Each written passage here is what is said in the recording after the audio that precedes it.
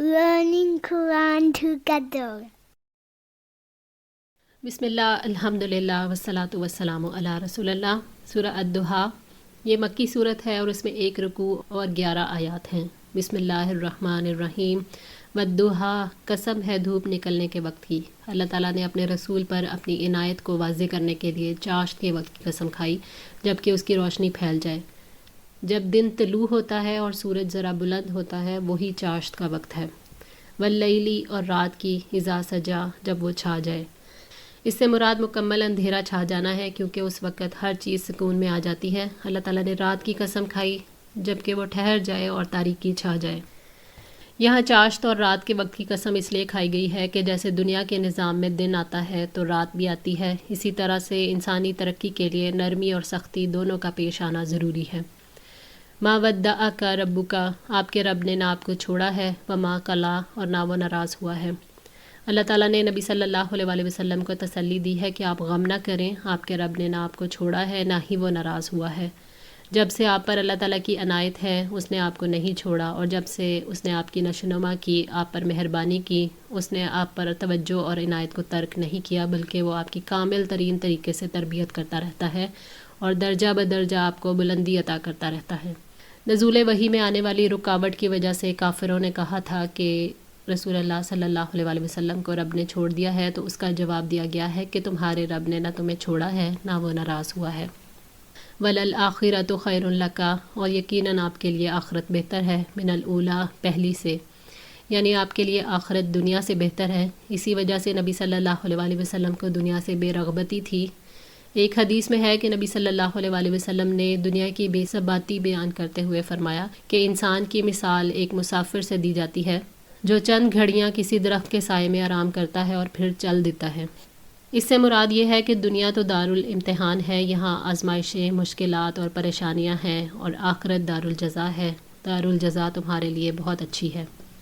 وَلَسَوْفَ، اور جلد ہی، یُؤْتِیکَ رَبُّکَ، عطا کرے گا آپ کا رب آپ کو، فَتَرْضَیٰ، تو آپ راضی ہو جائیں گے۔ یعنی آخرت میں اللہ تعالیٰ کی طرف سے آپ صلی اللہ علیہ وآلہ وسلم کے لیے ایسے انعامات دیے جائیں گے کہ آپ خوش ہو جائیں گے۔ ان انعامات میں سے ایک کوثر بھی ہے۔ آپ صلی اللہ علیہ وآلہ وسلم کو اللہ تعالیٰ نے جو کچھ دیا تھا ہم اس کا احاطہ نہیں کر سکتے، بلکہ ہم تو یہ سوچنے پر مجبور ہیں کہ وہ کون سی عزت اور شرف کی بات تھی جو آپ کو عطا نہ کی ہو۔ آپ کو صحابہ کی ایسی جماعت ملی جن میں سے ہر فرد آپ کے لیے اپنی جان قربان کرنے پر فخر محسوس کرتا تھا۔ آپ کو اللہ تعالیٰ نے مسلمانوں کا فاتح بنایا، ان کا معلم اور ان کا تزکیہ کرنے والا بنایا، اپنی کتاب کا مفسر بنایا، پورے عرب سے آپ کی کوششوں سے کفر اور شرک کا مکمل طور پر خاتمہ کیا، پورے جزیرہ عرب میں اسلام کا غلبہ ہو گیا۔ آپ 23 سال کے قلیل عرصے میں ایک وحشی قوم کو جو ایک دوسرے کے خون کی پیاسی تھی ان کو دنیا کی مہذب ترین قوم بنا دیا۔ پھر آپ صلی اللہ علیہ وآلہ وسلم کی زندگی کے بعد آپ کی یہ تحریک پوری دنیا پر چھا گئی۔ تو یہ سب کچھ کیا تھا؟ یہ اللہ تعالیٰ کی رحمت اور عطا تھی جس کے متعلق اللہ تعالیٰ نے فرمایا کہ ہم آپ کو اتنا کچھ عطا کریں گے کہ آپ خوش ہو جائیں گے۔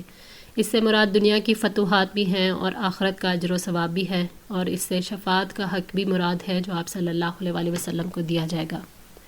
الم یجدک یتیمن، کیا اس نے آپ کو یتیم نہیں پایا، فآوا، تو اس نے ٹھکانہ دیا۔ نبی صلی اللہ علیہ وآلہ وسلم اپنی پیدائش سے پہلے ہی یتیم ہو گئے تھے۔ آپ کے ماں باپ اس وقت وفات پا گئے تھے جبکہ آپ اپنی دیکھ بھال خود نہیں کر سکتے تھے۔ اللہ تعالیٰ نے آپ کو مسلسل بہترین سرپرست عطا کیے اور آرام کی جگہ دی، پہلے دادا، پھر چچا ابو طالب، جنہوں نے اپنی جان سے بڑھ کر آپ کو محبت دی۔ جب آپ صلی اللہ علیہ وآلہ وسلم کو اللہ تعالیٰ نے نبوت دی تو 10 سال تک آپ کی سرپرستی اور حفاظت کو اچھے انداز میں انہوں نے نبھایا۔ اس کے بعد انصار مدینہ نے آپ کی حفاظت کا ذمہ لیا۔ پھر اللہ تعالیٰ نے اہل ایمان کے ذریعے آپ کی مدد فرمائی اور خود اپنی جانب سے فتح عطا کی۔ وَوَجَدَكَ ضَالًّا، اور اس نے آپ کو بے خبر پایا، فَهَدَىٰ، تو ہدایت دی۔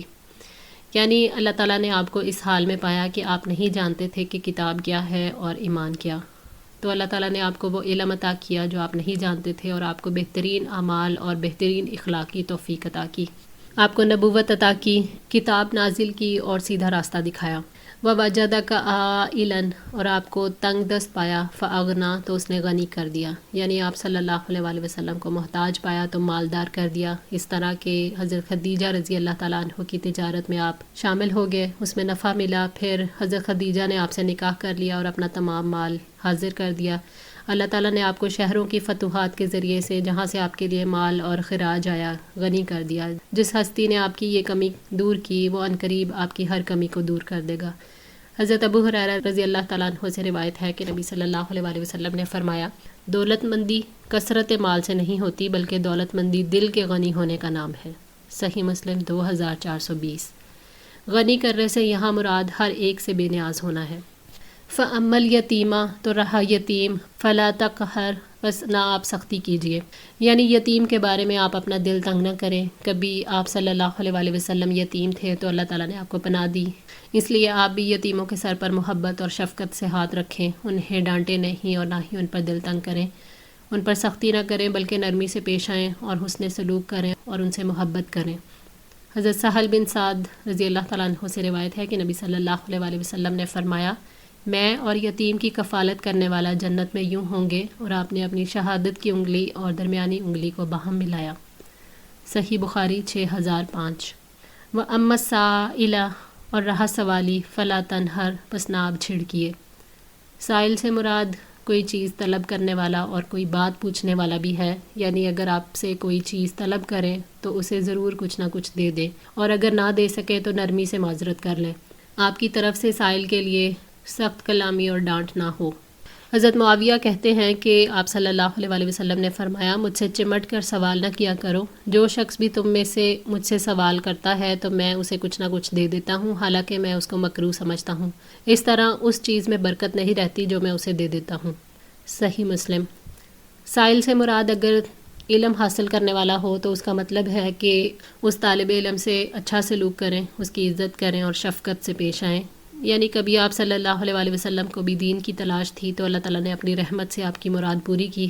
اب کوئی آپ سے دین کی بات پوچھے تو آپ اس سے نرمی سے پیش آئیں، اسے ڈانٹیں نہیں. وَأَمَّا بِنِعْمَتِ رَبِّكَ، اور لیکن اپنے رب کی نعمت کو فَحَدِّثْ، پس بیان کیجیے، یعنی اللہ تعالیٰ نے آپ کو جو بھی دین اور دنیا کی نعمتیں عطا کی ہیں آپ ان کا اظہار کریں. یعنی آپ صلی اللہ علیہ وآلہ وسلم مالدار نہیں تھے، اللہ تعالیٰ نے آپ کو مالدار بنایا، آپ کو نبوت سے سرفراز کیا، تو آپ لوگوں سے اس کا ذکر کریں اور اس کی دعوت دیں. اللہ تعالیٰ کو ایسا اظہار ناپسند ہے جس میں نعمتوں پر فخر اور غرور ہوتا ہو. اللہ تعالیٰ کو نعمتوں کا ایسا اظہار پسند ہے جس میں اس کے فضل و کرم کا احساس ہو، اس کا خوف ہو کہ کہیں وہ نعمتوں سے محروم نہ کر دے. اللہ تعالیٰ کی ہدایت، رسالت اور نبوت کا اظہار دعوت دین سے ممکن ہے. دین کی دعوت بذات خود اظہار ہے. الحمدللہ، اللہ تعالیٰ کی توفیق اور مدد سے سورہ دہا مکمل ہوئی. اللہ تعالیٰ سے دعا ہے کہ ہم سب کو استقامت عطا فرمائیں، ہماری غلطیوں کو معاف فرما کر ہم سب کی اصلاح فرمائیں، قرآن پاک کو پڑھنے، سمجھنے اور اس پر عمل کرنے کی توفیق عطا فرمائیں.